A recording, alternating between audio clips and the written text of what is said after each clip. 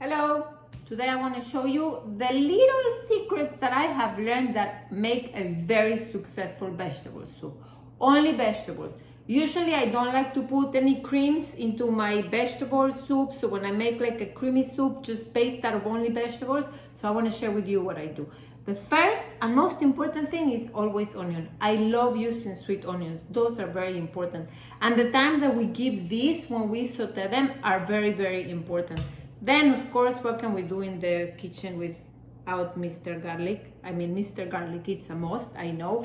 There's another thing that is very important to use, spices. I love fresh spices. This time I'm going to use a little bit of saffron threads and one of my favorites, which is coriander seeds. They smell amazing. I want to tell you one more thing. Oh, an acidic type of thing, right? I'm going to use for this particular soup, lime. It's very important. And because, like I said, I don't use any kind of cream, potatoes make the trick. And last is going to be herbs. That's going to be at the end. So I'm going to show you step by step what I do, and I'm going to make my best effort to show you exactly how everything is evolving, and also to put the recipe in the bottom. Please make sure that you check on Instagram the end product. Okay, one onion. I'm going to show you the little trick that is the grandmother's little secret.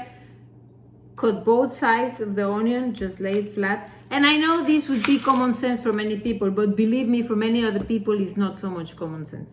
You have the onion like this, make a little bit like this, and then this. And remember, because at the end we're going to grind the soup, so it doesn't matter if they're a little big.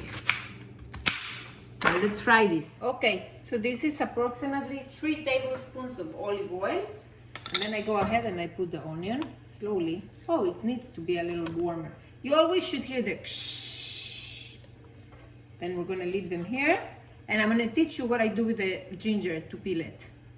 Okay, while we have the onions there, I'm gonna tell you this is the way that I peel the ginger. It's easy. But sometimes, just take a spoon and grab this out. You see, it's very easy. There you go. That's the best way. And then obviously with the garlic, we have seen the chefs doing this over and over again. I'm going to show you. Of course, I like to cut this part of the ginger. I don't like to leave it, right? Another thing I want to say, like if you're just like not in the mood to be doing that, take a little knife. It's okay. It's not the end of the world, You just have to just like do this. As long as you have your ginger, right? You're going to use this amount of ginger, maybe a little more. And like I said, if you don't mind using the knife, you can also use the knife. You have a very clean piece of ginger here. And now, if you like it more spicy, feel free. Now, of course, garlic. I know that this is one of the most annoying things to do in the kitchen, is to peel garlic, at least for me, I want to say. But there is absolutely nothing like fresh garlic. So it's worth the effort. Just use one of these big knives like this. Okay. So while the onions are on the fire, I already grated my ginger and I chopped my garlic a little bit rough. It's okay because I'm going to use the hand mixer, right? Now let's see how the onions are doing. Perfect. We're just going to give it a little bit more time, okay? Because what we want is for them to be translucent and a little bit like, you see, those delicious brown corners. That's what we want. Okay, this is what we want from the onion. Garlic goes in. We allow a little bit more time. And ginger. Okay.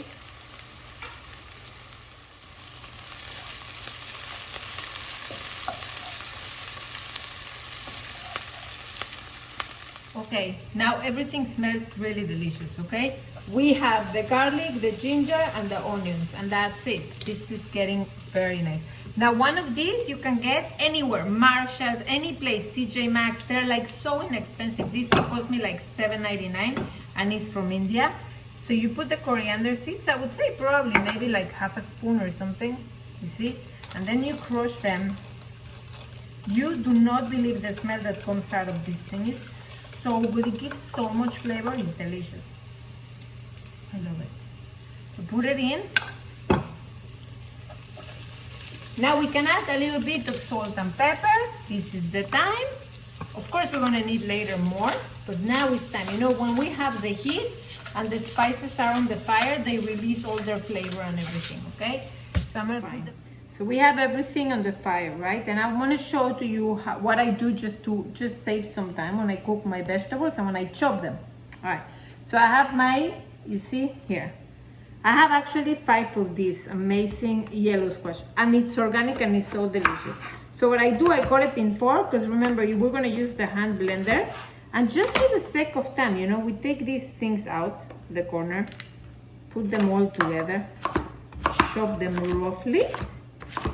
Before you know it, you already chop like 5 of them, okay? Put this side, the other on the side, then go for the next one.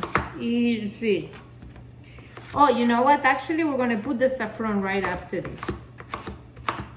There we go. Okay, here we are. You see? Yummy, delicious. Now the flavor of the onion is all there. So we'll start putting all the squash. The good thing about this one, it has a lot of water naturally. So this is, after we put this, the best time to put the saffron. I have 4 of these yellow squash. They're a little bit big and you can make less or you can make more. But I tell you, you can always freeze this and it's, Okay, so before we even condiment it a little more, you see how delicious this looks? You know, I think it's gonna be the time soon that they're gonna invent a camera or something that we're gonna be able to smell, because this smells so good. After this, I'm gonna put the saffron flakes. So I will allow them to start to release their color and their flavor there. This is just one little pinch, that's a lot. Just one little pinch. Let's do some salt and pepper. This is going to be so good, you're going to see. Don't be afraid of spices and condiments. This is what makes the soup always so delicious.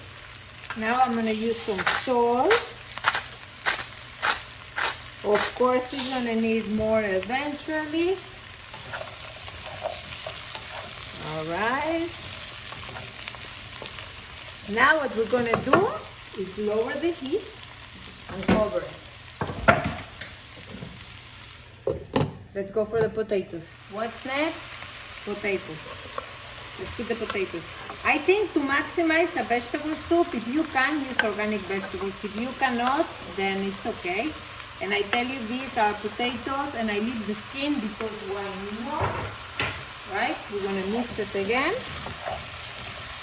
And you see how yellow it looks? And this is the saffron is gonna do its trick. You'll see, it's gonna be so beautiful. And also gives very good taste. Alright, after it's like this, let's just put water.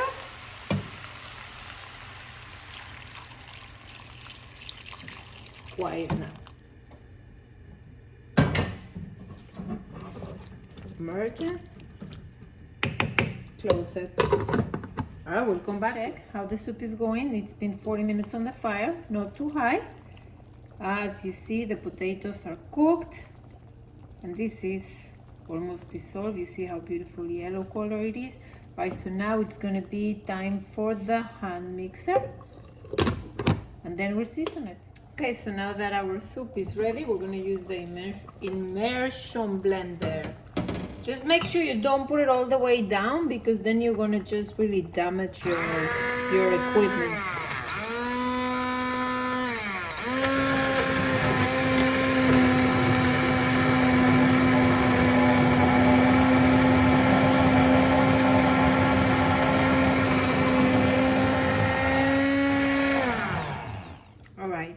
Now you see how beautiful it is. We can actually check now. We put half of a lime first. The most important thing is to make sure that it's flavored. So slowly flavoring it is always the best bet, because now it's all ready, so we just have to be careful. So you try it. And it's missing salt, so don't be afraid to put more salt or more lemon to your liking. Okay, and here is our finished product. Look how delicious this is. It's yellow, it's creamy, it's amazing. super healthy. Then at the end, you can put a little bit of parsley or dill, whatever you like. I love both. If you want to drizzle some olive oil and enjoy.